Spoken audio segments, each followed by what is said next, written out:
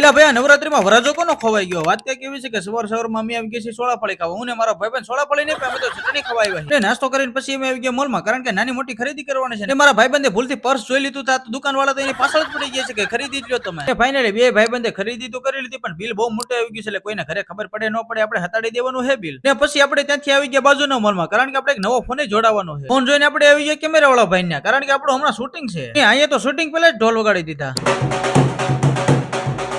કાફલો જોવો, આ બધા છે આપડા ગામના ને આવી ગયા છે ગરબા રમવા. રસ્તામાં આપણો આઈટીઆઈ નો દોસ્તાર મળી ગયો. જીવોનો ટાવર ક્યાંથી અહીંયા આવી ગયો? હવે અમે થોડાક વિસ્તારમાં પડી ગયા કે ક્યાં રમવા જવું. ભાઈ આ વરાજો કોનો ખવાઈ ગયો? આ તો આપણો ભાઈબંધ છે ને. આ સોણીમાં તો 3 મણ આપણે બાજરો ભરી લઈ ને. આપણો બીજો ભાઈબંધ ડ્રોન તો લઈએ, પણ ડ્રોન ઉડાડવાની કોઈ પરમિશન ન આપી, ઉદાસ થઈ ગયો છે. એટલે આ ભાઈ તો ગોલ્ડ મેડલ લઈને જ માનવાના છે. પછી તમારો ભાઈ થોડો પાછળ રહે, એટલે તમારા ભાઈ મહેનત ચાલુ કરી દીધી ગોલ્ડ મેડલ મેળવવાની.